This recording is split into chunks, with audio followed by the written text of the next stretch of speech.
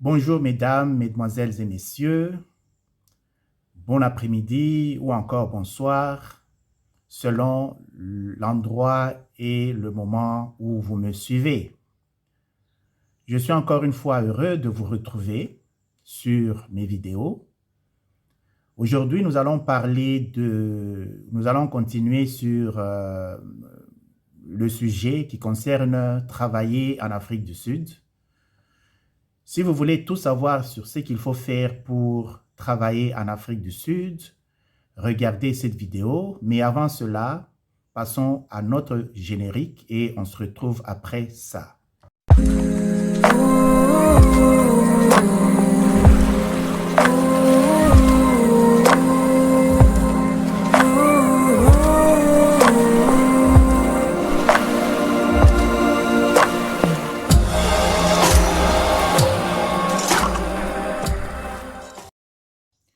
Voilà. La fois passée, dans la vidéo précédente, nous avons parlé spécialement des compétences qui sont critiques en Afrique du Sud et nous avons indiqué ce qu'il faut faire pour trouver du travail en Afrique du Sud quand vous avez ces genres de compétences. Après cette vidéo, qui est la première partie sur ce sujet, j'ai reçu beaucoup de questions, spécialement sur le fait que beaucoup de gens, ce n'est pas tout le monde qui a ces compétences-là. Et que si vous n'êtes pas sûr, vos compétences ne sont pas sur la liste des compétences critiques, que faut-il faire pour venir en Afrique du Sud si on veut vraiment venir travailler en Afrique du Sud? Et au début de la vidéo précédente, je disais qu'il n'est pas toujours facile pour les étrangers de trouver du travail en Afrique du Sud. D'abord parce que le taux de chômage est très élevé en Afrique du Sud, c'est un taux de chômage de 30%. Aussi, il faut se dire qu'on donne d'abord la priorité aux Sud-Africains. C'est pour cela que j'ai recommandé à tous ceux qui ont les compétences critiques d'exploiter cela s'ils veulent trouver du travail en Afrique du Sud parce que ce sont des compétences qui sont relativement rares en Afrique du Sud. Alors, pour répondre à la question de savoir si on n'a pas les compétences critiques, que faut-il faire pour travailler en Afrique du Sud? Je crois que c'est une question très ouverte. Elle est très, très ouverte. On peut s'étendre là infiniment. Mais je vais essayer de répondre à cette question de façon succincte. Et je vais regrouper ma réponse en deux phases. Alors, la première phase sera sur les personnes qui ont un visa d'études, qui sont étudiants en Afrique du Sud et qui voudraient rester travailler en Afrique du Sud. Généralement, quand vous êtes étudiant en Afrique du Sud, la loi vous permet de travailler pour pas plus de 20 heures par semaine parce que le nombre d'heures de travail normal en Afrique du Sud, c'est de 40 heures. Donc, on travaille 5 jours par semaine à raison de 8 heures par jour. Et quand vous êtes étudiant, on ne peut pas vous permettre de travailler pour plus de 20 heures par semaine. Donc, si vous êtes étudiant, essayez de trouver du travail pendant que vous êtes étudiant et ça va vous permettre peut-être quand vous avez fini les études, ça pourra vous permettre d'aller sur un work permit. Donc, ça, c'est une façon de faire cela. Ou encore, pendant que vous êtes étudiant, dès que vous faites votre stage, ça veut dire, ici on appelle ça in training service, pendant que vous êtes dans votre stage, il peut arriver que l'entrepreneur ou l'entreprise qui vous a offert ce stage vous retienne. Alors, dans ce cas-là, le tour est joué. Donc, vous êtes quitte. Donc, vous pouvez appliquer pour un visa de travail parce que vous avez déjà un travail. Mais au cas où vous n'avez pas de visa d'études, vous êtes en Afrique du Sud sur un visa de visite. Je le disais dans toutes les vidéos précédentes qu'il est pratiquement impossible de convertir votre visa de visite ou encore un visa de soins médicaux en un visa de travail ou c'est vraiment difficile de convertir cela. Il vous sera pratiquement demandé de rentrer dans votre pays pour essayer de trouver un visa de travail. Mais généralement, on ne vous donne pas un visa de travail si vous n'avez pas de travail. Et si vous appliquez pour un travail pendant que vous êtes en Afrique du Sud, avec un visa autre qu'un visa de travail, les employeurs vont vous demander un visa de travail. Donc, ça veut dire que dans ce cas-là, pour vous donner du travail, il faut avoir un visa de travail. Et si vous n'avez pas de visa de travail, vous allez au ministère des Affaires intérieures pour demander un visa de travail. On va vous demander si vous avez un travail. Donc, ça veut dire, pour avoir du travail, il faut avoir un visa de travail. Et pour avoir un visa de travail, il faut avoir du travail. Donc, c'est un cercle vicieux qui est très, très difficile à pénétrer. Et dans ce cas-là, beaucoup de gens qui sont déjà en Afrique du Sud sur un visa de visite et qui voudraient rester travailler en Afrique du Sud, ils font ce qu'on appelle jeter l'ancre. Jeter l'ancre, c'est peut-être une expression française, mais en lingala, on dit Kobwa Kangunda. Alors, quand vous jetez l'ancre ou bien vous voulez Kobwa Kangunda, ça veut dire que vous voulez devenir réfugié en Afrique du Sud. Alors, vous ne devenez pas réfugié en Afrique du Sud parce que vous avez dit que vous êtes réfugié, non.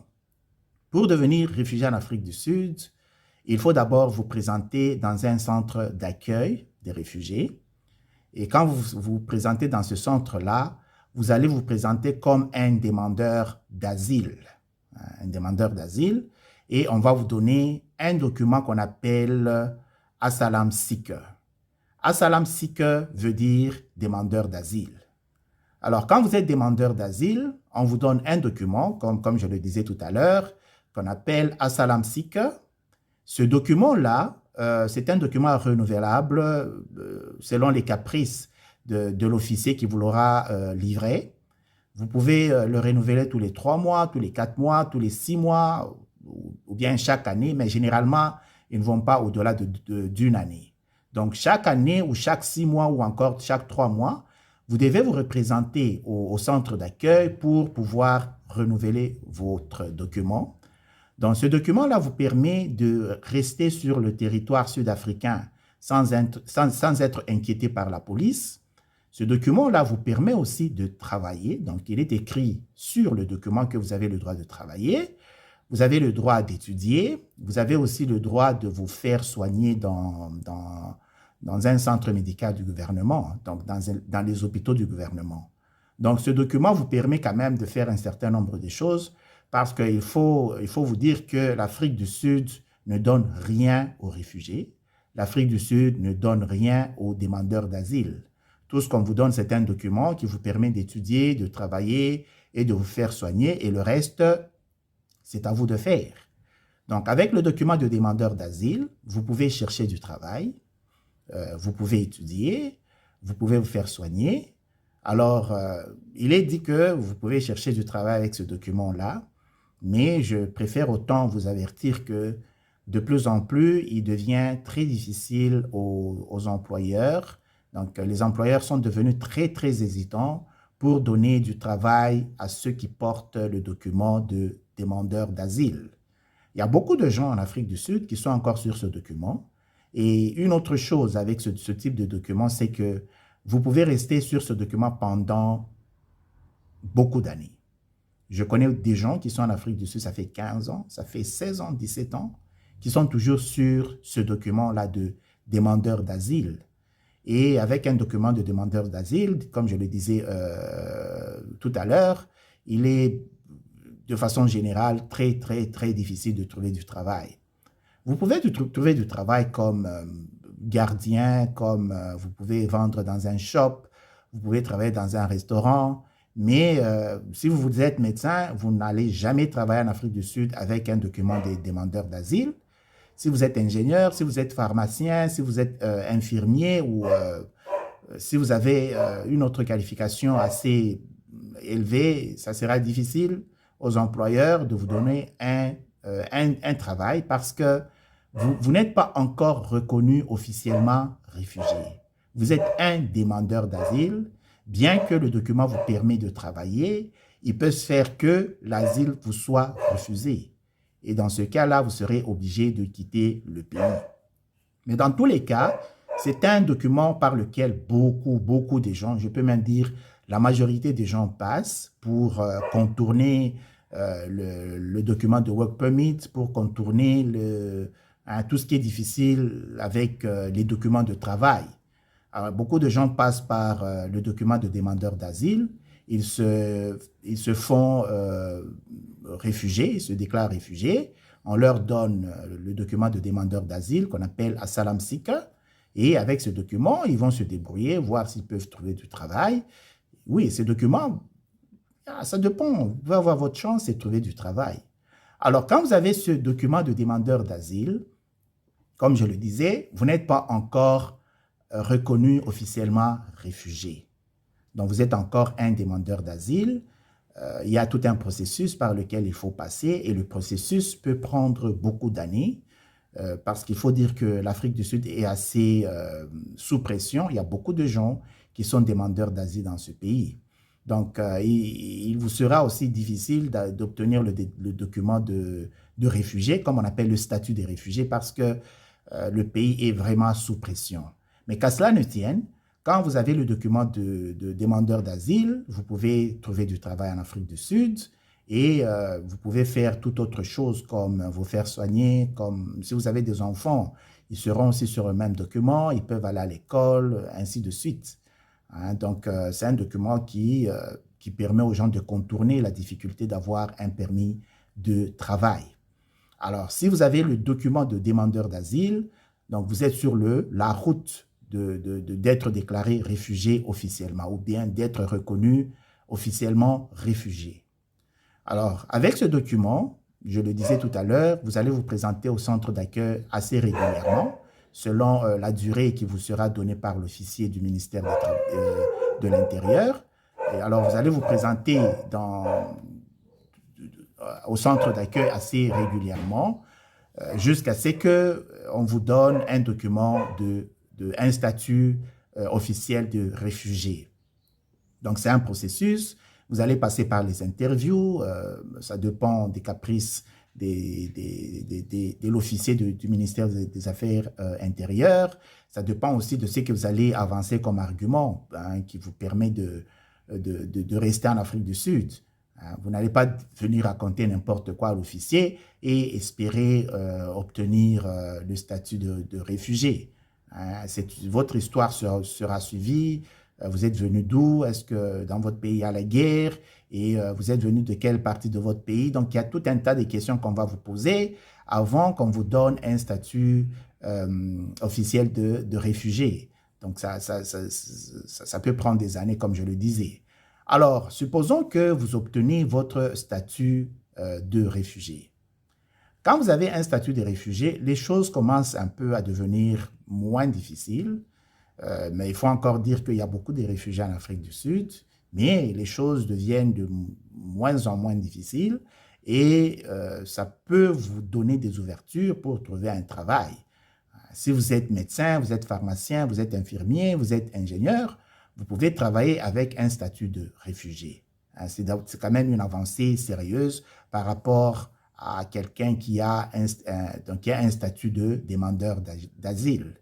Donc, quand vous êtes réfugié, donc reconnu officiellement réfugié en Afrique du Sud, vous pouvez tout faire comme les Sud-Africains. Donc, ça veut dire que dans la catégorie des gens qui demandent du travail, on va vous compter parmi les 60% des Sud-Africains à qui on va donner la priorité.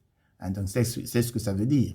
Et surtout, si votre compétence est assez rare en Afrique du Sud, vous pouvez facilement trouver du travail quand vous êtes réfugié. Donc ça, c'est une autre façon de pouvoir trouver du travail en tant que réfugié, enfin, étranger en Afrique du Sud. Vous devez venir d'un pays qui est dans un état de guerre, parce que si vous venez d'un pays où il n'y a pas de guerre, ça sera vraiment difficile de vous accorder un statut de réfugié. Donc, c'est à vous de voir de quel pays vous venez. Et j'ai vu des gens qui sont camerounais ou qui sont brazzavillois. Quand ils viennent ici, ils se déclarent congolais parce que quand vous vous déclarez réfugié, c'est supposé que vous n'avez pas de documents. Et comment est-ce qu'on va vérifier que vous êtes Congolais ou vous êtes Brazzavillois, ainsi de suite. Alors, ils se disent que chez eux, non, il n'y a pas la guerre. Alors, ils se disent qu'ils sont Congolais et sous les statuts de Congolais, ils se déclarent réfugiés. Les gens font ça, pas seulement les Brazzavillois, il y a des gens qui viennent des autres pays où il n'y a pas la guerre et qui se déclarent facilement réfugiés ici, comme s'ils étaient Congolais. Donc ça, c'était une autre façon de pouvoir contourner le problème des papiers parce qu'il faut admettre que ce n'est pas évident de trouver un statut, de trouver un document de travail comme un work permit quand on n'a pas encore de travail. Et si votre compétence n'est pas critique, peut-être c'est la seule voie qui vous reste à emprunter. Ça ne se passe pas seulement en Afrique du Sud, même en Europe. Beaucoup de gens qui sont en Europe sont des réfugiés et ils travaillent comme réfugiés. Mais en Afrique du Sud, vous pouvez aussi travailler comme réfugié. Mais quand vous avez un statut de demandeur d'asile, comme je le disais, les choses sont un peu difficiles pour vous. Il faut avoir beaucoup de patience, il faut vous battre sérieusement si vous voulez trouver un travail convenable, mais ce n'est pas toujours facile hein, quand vous avez ce statut de demandeur d'asile. Alors, quand vous êtes réfugié, je le disais tantôt, vous pouvez trouver du travail. Encore une fois, ce statut de réfugié ne garantit pas que vous allez trouver du travail. Le plus dur reste à faire. Il faut, comme je le disais dans la vidéo précédente, il faut vous mettre à chercher du travail sérieusement. Tant que vous n'avez pas le travail, votre travail, c'est de chercher le travail. Allez sur les plateformes des chasseurs de têtes, aller sur Internet, passer du temps à chercher du travail. Et ça peut toujours porter et il peut se faire que, bon, vous trouvez du travail. Il y a beaucoup de gens qui travaillent ici en Afrique du Sud comme réfugiés. Donc, vous aussi, vous pouvez avoir la chance d'avoir du travail en tant que réfugié. Donc, pour avoir un work permit, c'est vraiment difficile si vous n'avez pas de travail. Et même quand vous avez une compétence critique, il faut, tout reste à faire. Il faut beaucoup vous battre, il faut faire beaucoup de recherches, il faut vraiment vous mettre dans ça et chercher du travail si vous voulez réellement venir travailler en Afrique du Sud. Parce que si vous êtes en Afrique du Sud sans travail, c'est compliqué, c'est difficile. Je ne sais pas comment vous allez vivre dans ce pays sans travail. Vous pouvez vivre chez votre cousin, chez votre frère, chez un ami, mais vous n'allez pas vivre indéfiniment chez votre ami, chez votre cousin, sans travailler. Parce que si votre cousin ou votre ami travaille, il voudrait que vous travailliez aussi, parce que chacun a ses problèmes, chacun a ses priorités. Vous n'allez pas venir en Afrique du Sud pour devenir la priorité d'une autre personne. Donc, quand vous êtes en Afrique du Sud, c'est pas facile de trouver du travail, mais quand une opportunité s'ouvre, n'importe quel travail, prenez d'abord. Prenez d'abord ce travail-là, il va vous permettre de survivre, il va vous permettre de subvenir à vos besoins primaires. Il y a beaucoup de besoins, vous avez besoin d'un habitat, vous avez besoin de vous vêtir, vous avez besoin de manger, et toutes ces choses-là, je crois que si vous êtes en âge adulte, vous devez être capable de les chercher par vous-même. Hein, comme je le disais, vous n'allez pas devenir une priorité pour votre ami ou pour votre cousin ou pour votre frère. Chacun a ses priorités. Donc, vous êtes en Afrique du Sud et même quand vous avez un statut de demandeur d'asile, prenez le premier boulot que vous trouvez. Il va vous permettre de vous organiser. Il peut même vous permettre d'améliorer vos compétences, d'aller à l'école. Comme je disais, avec le statut de demandeur d'asile, vous avez le droit d'étudier. Donc, vous pouvez trouver ce qu'on appelle un petit travail. Et ce petit travail peut vous permettre de rentrer à l'école et faire les études dans une catégorie professionnelle où les compétences sont assez rares. Beaucoup de gens ont fait ça. Ils sont venus ici. Ils ont pris le travail comme gardien de véhicule dans un parking ou encore security, comme on le dit. Donc, vous gardez un complexe d'appartements, vous gardez un complexe industriel et vous avez quand même un salaire qui vous permet de prendre soin de vous-même et qui vous permet aussi, si possible, de rentrer à l'école et étudier. Je crois que c'est une voie que vous pouvez suivre si, évidemment, vous n'avez pas de charge, parce que si vous avez femme et enfant, ça devient encore difficile, hein. Donc, si vous avez une femme et un enfant et vous venez en Afrique du Sud, vous pouvez rester sur le statut de demandeur d'asile ou vous n'avez pas la possibilité d'avoir un travail euh, régulier et ça peut être très, très difficile.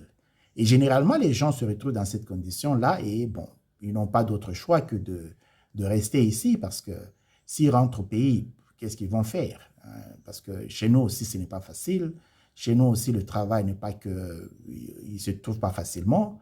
Donc, beaucoup de gens préfèrent rester ici, se battre, espérer jusqu'à ce que bon, ça va porter un jour. Donc, ça, c'était une autre façon d'avoir du travail quand vous êtes en Afrique du Sud. Quand vous êtes étudiant, faites un effort pour trouver du travail pendant que vous étudiez. Et quand vous avez un stage, si vous avez la chance que votre entreprise vous retienne pour ce stage-là, bon, vous pouvez avoir du travail. Mais autrement, il faut jeter l'encre, hein. Il faut Kobwakangunda. Et quand vous avez jeté l'encre, donc ça peut vous permettre de travailler. Alors, on va s'arrêter là-bas aujourd'hui. On va continuer sur ce sujet parce que c'est un long sujet et je trouve qu'il est intéressant. On va en parler et puis, quand on aura fini avec ce sujet, on passera à autre chose. Jusque-là, je vous dis merci, au revoir et à bientôt.